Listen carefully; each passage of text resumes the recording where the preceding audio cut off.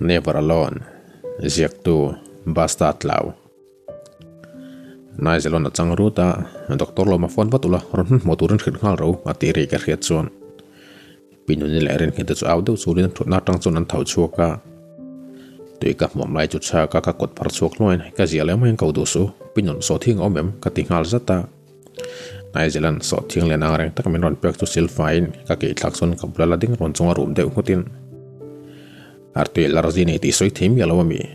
nang ma awa kan mang an ji hi moem thot chuak de uroi na ti luka ke ma thiam lawa ngai le ta ni mo ke du lo ti ka soi chung puna ma zo kin min nei lui ti ra ei lawila ka chunga to nai na thin rem nge in ka ring kan ina in thra cheng viu lawil zon he mi ring hi thin rem taken ka an khum cheng vi awang ka tung so lok lo wang nge ni na jilan ka dara ron khoin engtin ngai om so thiang hi ei sultana tha ti ro khoi moi ngong su ka lo en min ngai tu om zira ron te in ka sam chu ka hnung lama hui kiang nga la so thing thakka ti wanga si hlem hlem pa na jela ku chu da thlak saken ka thato nang ma ngai ar tu ei tura min ti ka tinga ta tong tum ni om ta ron ang de uzo chuana kan bul na ya pa fel ta no pa le rin hitelo ding chu melin min doktor lo ma chu waron thleng harve ati luka rin ngetin in tla ron mel taka dam toin lama emergency mi zaya bidang tunge kan kawang ati chuan nui lui zau pa so thing ka ken lai chu moment ka thato ke ma ba son in te boi do su ka ti sapa nai zealand mit mang ti jim zau pa ko thom ro chunga min ron ten kap mu chuan kut min thlak to ne motin kalo ib de uso ka akut tang pa ta ka chal ron norwakin ichiale thakhe na ka man tum ve ta che ti da nang om re ko ti tum mi nang hi mol tak stani thinrem taka ti teng chuin chauka tanga chuaka ngati nge khatinga min an khum vak khera kai thla rung te hre thiam velo mi ka chal khoi pa na jela kalson me ken reng lai zon pinunin ava makve khatinga om kha kala mungai mi alo om tan kha ka hre thiam lo hle mai atin wa nuwa rin katin ka bana ron khoi sau pa amut ta chu thlak jong su fawolom sera ije deu to chon lokal ro kan ti thin rim pel lo nan pon la malo wa nga kang in noila ma motor al chuak me kin ka fria tia kalson in ka zui ve ngala nai zealand da sun kar in we tangar kal chu aset noarin katin ena kan thut lu che chuan hotel saksolo en kualula arak thiang berin chung chei dan tur design min moti rang che ma moi nei ani chon ren kati khel donia motor kal chung o chang de fakaron ti chuan ole kapu kati sapa motorati din deuh ta wang son rin hetin an trevak chuin chel ngal vatin molama kan budora tong so ka tum lai ta kalung oilo mel fe nung lam ron hoin ipu ka nilo khating khan min kau to su e dia po min pu to lo turin khilang se ka to soi chui thiam em ati luka in siam thapa na jela chuan ha in engtinge ka kau don se sarte ka wi do so ka mi ka ti sapa phun luk chunga motor chu khal chuakin ba min ko wang khan min ko lero in do nga hotel en ko no hotel a coffee saminon buang seu nget charina tia rin ngetin kamla ron khoi zeu pa paper ken lai chumin ron pe in hindi na in je kai hret thiam tho chu karinga hret thiam no lai ni chon min zot he su ron ti chuan buhatin paper chu ka bia hotel sak lai mek ren ngetin ena kan en kol chuan hoi kol roi sunga tho halin an vasaro pui em hemi chung chei turen min tu tak tak dona mi kati sapa interior designer lar ta kan i roi dore mo katia design nang ma roi don chati min khila tang khan tun tlang hin makala ti kho pasin midang en thret khona chuan lung oilo hlom ngotang mizoram po hi hotel sakna le design lama kan elna sang ve to sum hi lo lam takin kan manral ka hlawani nget chari na ti chuan ka bungat ngata hetiang thil na zealand min ti tiranga mi keipan makati takzet arin kati tu soi chuan chawna na satak lotlin kei du na min pe ni ka phone thavak lo manga in chung thla lamol molin thil thanei tur chon sim sen do le ka ngai nge yang chutiang angan in huam don ni chon keipon thei top ka chwa thei don ani katia nui kar kar chung ka thalak na maron in posin sumlama chuan iril ru ti ha du su naizela hian thil thale lu hi ngai sang viu zelasin chutiang thil nei tur chunin san so po hre ngai lo ati sep sepa ka ngai ton dik lo wange arin kite tu soi khan ke ma min khar deuh tlatin ka hria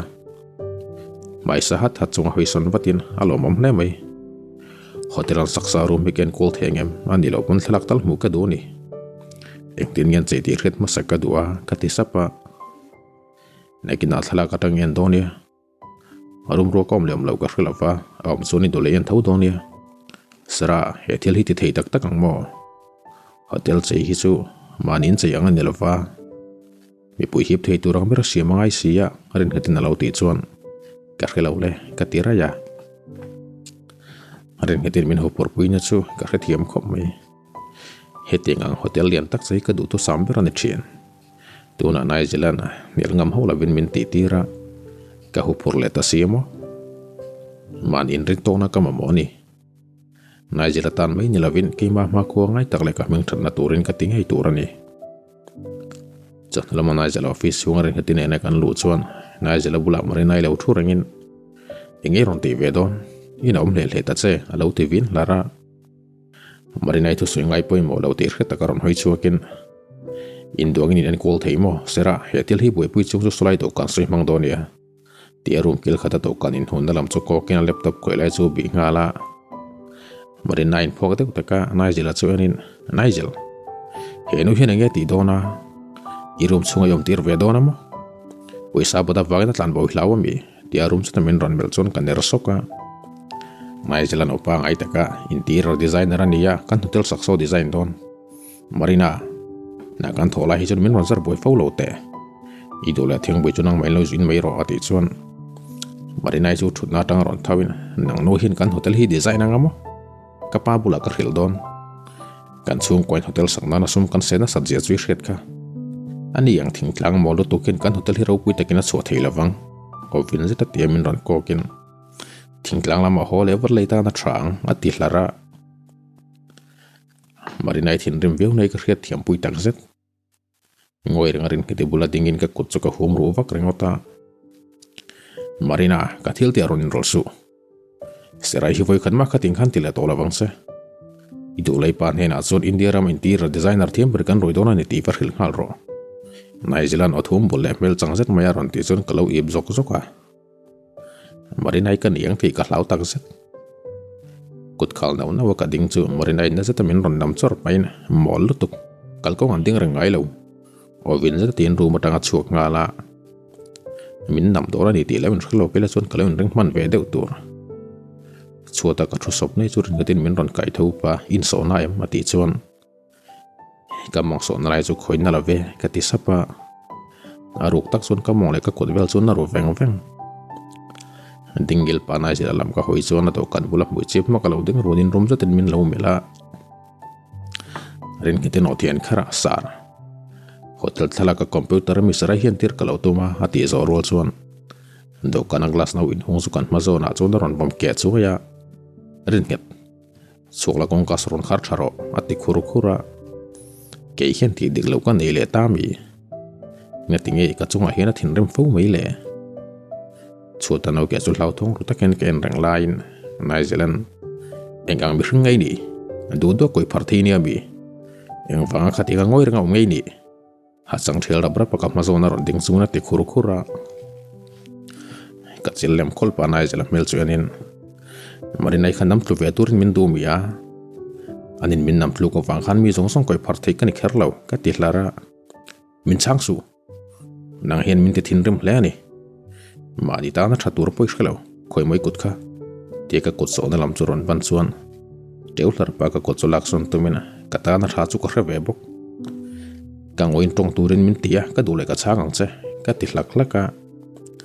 New Zealand mit meng sim sana ka koten reng ani ti ka mu chuan ka kut lo duk rai mai chu enin ka tho hala hetiang ani chon ka mong so na lai po hi duk ve nge nge yang rom hut ba min kai son dorina itak sa derdeb za tiang te ti turnga ni te hreple ei tur tha ar tu tak ngel poi ei thei lo le ngal ti a chera min nam thuina ti kan ngoi regen lo thuro dam doi kan zonge odam takina ti supa New Zealand om dan jothet thiam har tak zet ado kan hoi do wara hai ro rok lai zon ka kotoi vat vat pa New Zealand chuanin New Zealand hotel chei tur hen ke lo mi dangi roi thei thawania weni emaw midang close on pui zok don chemi kati sapa keima wanga thopui ni na ni ti thiam lo ka hlawani haru da dam do spray chi bor thing chong ron kal pain in sit dewa me ani ngei pon am ai thiam jok thua suesin te ka kut non chelin i taksa hi cherin der de biu ma se ke poni thok thatak mangin hotel na le thatak min chi sak do na ni ti ka ria discipline ka kut na la ya chon thil ken lai chu spray ya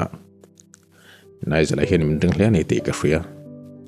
chuti ni lo se marinai bula khanin dia rama thiam ber tin min soi ho lawang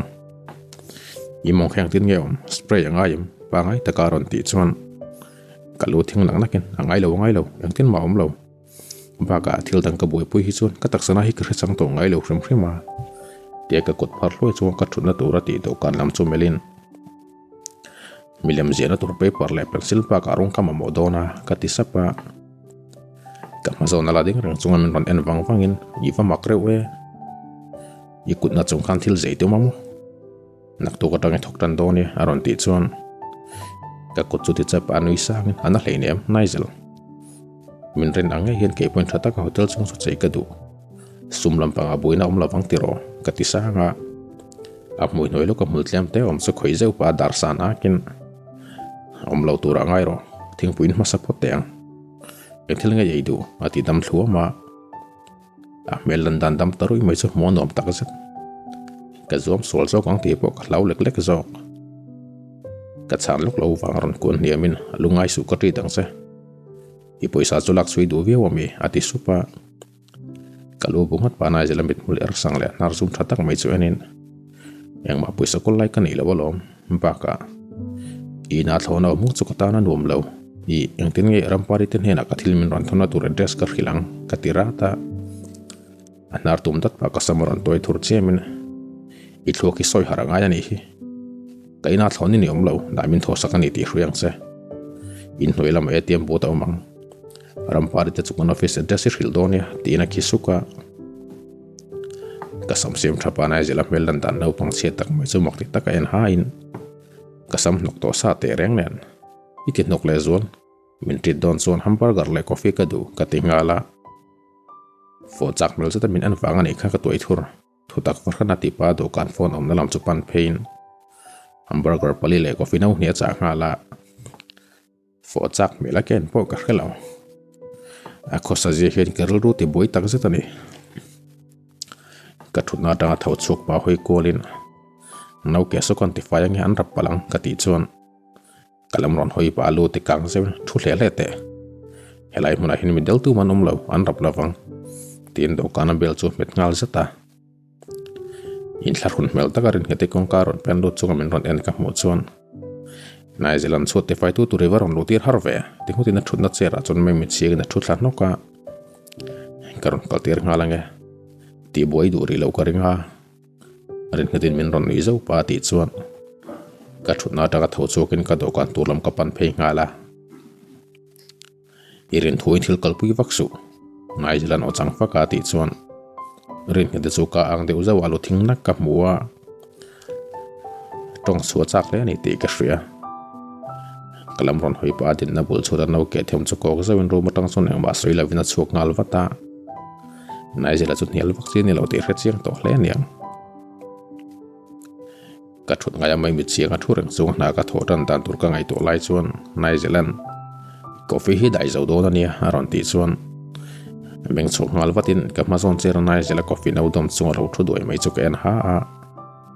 ka thuna tanga thau chuak zo chu ka ma do kana coffee le hambal kar suenin aron thleng to ni ti ka lo hrem ya lawa ka ti nau na wa chik takin min lo ina ni ti ka hrit na chon ka lung phu ti rang nim ti sam lek lek ka ko thum ro chunga chera thu thlare re in coffee no chu ka ban ngala nai zealand min mo sit view lo nan ke hi pa ngai ta ka kom ram anga ya ni nui zat mel do ta ka min len reng chunga coffee chu lem zewin ram huai mu ang mai na lo mi om hadam te coffee kanin zo idea kan va mudonia ati char chara naisel office rang kan suwa don lairin ngetin deal sut mel tak le pa ngai lo tak me min lo en ka mu chuan azak de takin kan ilet sang ringota elevator chunga kan lo chona mel en chau hain i office tom pui khar lo chen in apon na ka thok thei thawania ka ti sapa akut kuang ko akele lama bang tlo chunga nar tum tatin idu du dana tum su ati ngota ka chang boi du to lo ne so zatin min tong khum le palang ka mui noi se na no pan elevator kong kalam su ken taringota dia te hostel ta kan ho tor chu kalepan motor bul thang min ron kalpuya sera zir tawzar pasoma ba de party hun chu garong som senga karulin kalro thu tak za taron te chon ken ha ringota naijelan motor kong ka kalu theina tura hung pa kalep iron roya ngai lawang ke poka kalpe dona ni ti hret ka karulin ron kaldon party ti wang mi sakal pui tum khira ngai lo o chang de utagatin motor chunga chon min nam lut dora ava makeo min nam khersu karu don rengalom teu lara ka kot par chok chunga ka ti chon kalipan bra mai chedim na chang khelo hle mai ti min ron ri sukin iman huna ka number pe ka chakan min lo bero bra hi chu me se huin anzar na salut tuga me chedim do ethiam lo ani hi tin na jila driver sita ron thlut mek chu ko ko sawa ani bula ka chung chang soi ka ban sana lo ngai ven view to su tilu ka motor chu chak za ta khal chuakin thin rim ti hret takin steering chu chum popa a thin rim thut zela ni ti hret chiang lo leila chon tuna om dan hi bel patilan ngai zong midang lakan hau borang hen aume moka tinge yang ngoi renga thua thui deu takan tlan nu chona no mi ti view lo mo in aus school na nei tu pa bere na ngai ven view se hi ron ti hutin kong lam chu en ngara eng thu nge mo seile he mi sang hena ngai tu na ron sei chuak mai mai ani kan nom tlang renga klep khan min ngai ven view na om reng ka khelo min lo ngai ven ta po ni se nge poi mi sang tu poi ngai ven lo ni ai chon ngai ven om kan du sok ve kalom kong sir re la ya motor ti din chota bang chuan malama budorin ka te thata seat belt reng la bila chuan motor a ken tau chor nge yang lung oil ru ta kana ja lam ka hoi chok che chu ka dar ton tora kan chataron man petin i tong theilo mi min chang ta che kale pana ngai ven nang thau che hian ke point ka ngai ven ve thau che ni ti ro ka kut le lam chu ka ta khuma selin in ngai zong ta chawain fop the ti soi ti ro ti alama min ko in ka moya war zat le athin rim na rik thlak tom nyong takin min ron fop mal buan buana min ti dam lo thei tang yel donin ka ria ngai to na fim po ka mang thei der lo thin pho zoi zoi chuan em son toma dara khoi forwal chuan rom so khalin ka kuta lo chela ka kutrang kara kutang len la rol tak mai rol lut pa min fo da na thlak chuan ngek fain ka fop leta tho cham ti te kan in fo no chuan re mel ta ka mui nong cham mai chula sunin ka pen ko ma na vak la ron se zawin i mui hi tlum tlatin ka ria suite mi padang nen min kop ho sung che nge chara tin ka mui ron fop wang wanga mi padang nen ka kop la wanga mo enge om zia ka mui toi zo pa thoven mel ta ka driver sita thu thlabek chu melin naijel ka ti loira ringota amit kausan ak chu men ron enin motor tanga chugen kong pilai ta ga hian in ngai zong kan ni ti lan teran kan in fo bre dona mi thutak forna ti in kalamaron on pheya aron tol nai zelo wang chun chi ai ro deu ta ka motor kong khar kyang dor chunga kamit khap sawin eng tin ngai kadin ngai zong ani ti soi thei ka ti ruaya nang pon min do lo bi khlei nem kanin do to na kan ngai zong ani mai lom ol samjira tin ko om zon ataka kutaron ta kang deu phu chunga kut da sun ka tum laya hadam te ilung phu hi rang ma ma nia athop sa pa ti chon akut pai thak sak thoya mai mi chegin ka thoko ka oi theilo hem ring hi huang tau ma ma ni ka taksa le zel hi chwa du dan dana khoi nom na tan ka phal ngai lawang rom hut pas steering chu toy verina lawin ngai to cheng ro ka do thei vak lo ti hret kha telukin min ron en zawa ka chang boy kwal vel pe to lo ado dan dan ni nom ro se yang tan ma ka ngai lo ain ko ta motor ti din rol suana ka pana ron man petina ti khan lo thuro thu pe oza ti na ma jok chu driver si da tanga chuk khla ngala ka thut na lam kong ka pon lam tanga ron pothong pa I phone ha kalo en lo konge ti na kut le lam chu ka ma zona ron da kredau ta ka phone ka phor chuak che chu arang se ta ka kuta tanga ron pothlain I number ka nei lo lo kale pa jok pui pek thau ka I phone hi thak ngai don ani hi ti na ke korip te da lut da ya ka phone lak le to ma ke korip te zen ka tum chon lawam sonin ka duang chana min pek ma lo chu ka kol don ati luka ner nang le thin rim tak chunga nai zela chumel rokin ka phone a khan hotel thlak ka dania min pelet vatro tina bana ka man beta alo thing vut paron konin chana min pek ma lo chu ka pe don lo che ka ti kha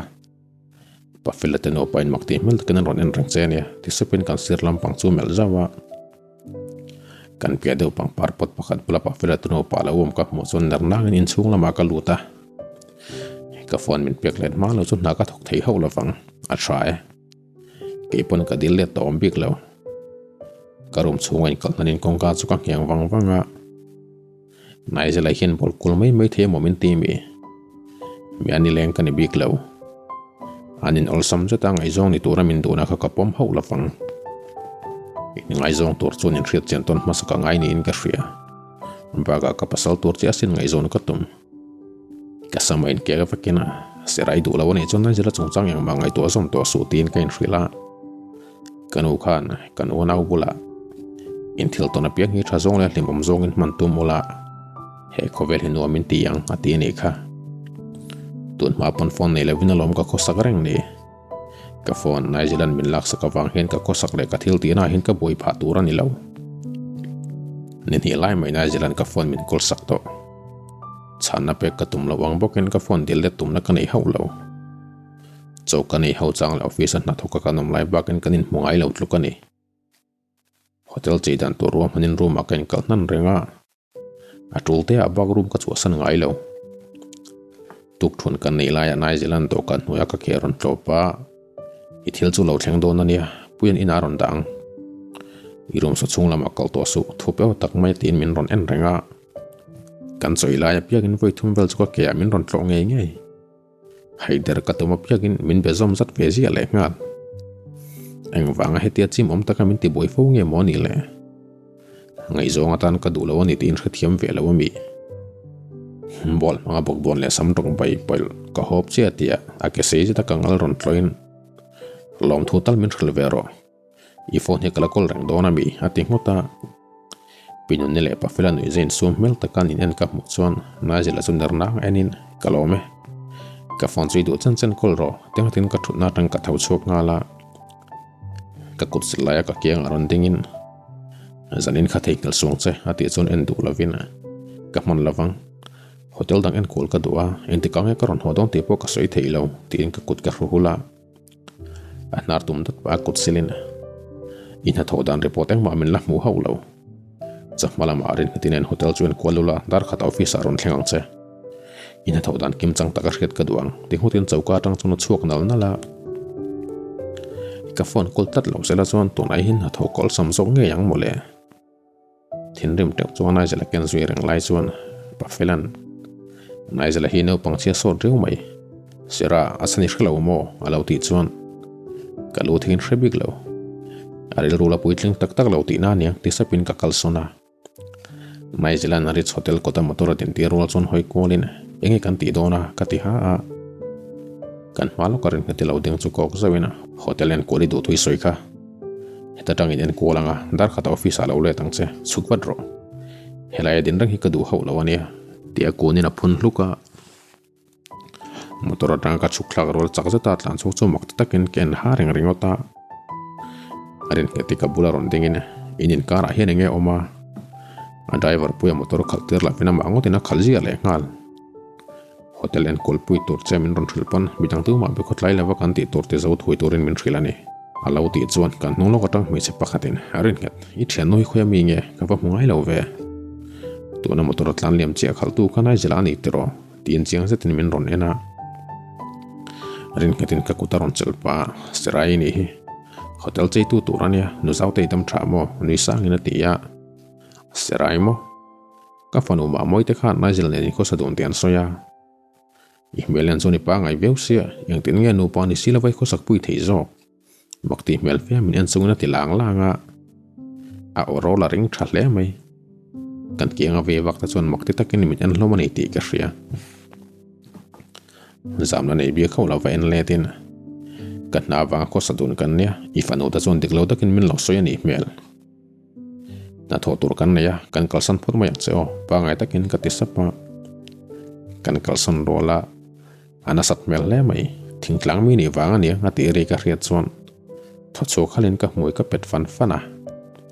aren ngati khati ti a nu zaute hi atong tam thei te mai ni o yang tin nge sui zu yang che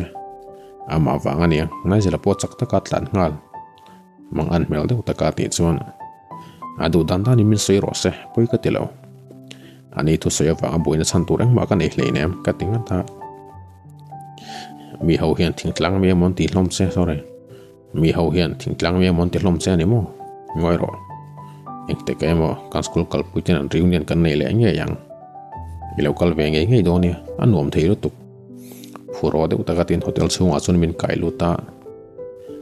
thohal pa hoi kolina oron kal chu cha kom khom mai ma se na jela hina phal do na mi katisapa phalang ani pot hin tin an ti hlim nan nei fo lom khoya nge school kan kalai ron thla tu che vai pa mel se deu kha oma nui har chunga ti chon room za tamelin mel che ma se ko nau pa ni lom khatin khan soi kher su